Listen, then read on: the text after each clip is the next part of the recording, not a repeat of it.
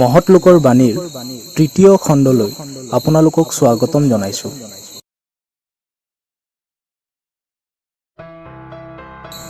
ৰিচাৰ্ডে কৈছিলে, এলেহুৱা মানুহৰ শৰীৰ পেলাই থোৱা চিবিৰ নিচিনা। ব্যৱহাৰ নকৰা চিবিত যেনেকৈ মামৰে ধৰে, কামত নলগোৱা শৰীৰতো সেইদৰে ৰোগ হয়। ব্যৱহাৰ কৰা চাবি যেনে চকচকীয়া, শ্ৰম কৰা শৰীৰো তেনে কটকটীয়া। তুমি যদি সৰহ দিন জীয়াই থাকিবলৈ মন কৰা, তেন্তে বহি সময় নষ্ট নকৰিবা।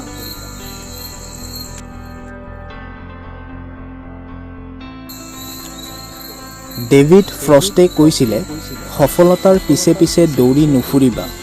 যদি তুমি সঁচাকৈয়ে সফল হ'ব বিচাৰিছা, তেন্তে ক্ষন্তেক জিৰণি লোৱা আৰু ভাবা তুমি কি কৰি ভাল পোৱা আৰু কিহত বিশ্বাস কৰা। দেখিবা এইবেলি সফলতাই তোমাক খেদি ফুৰিছে।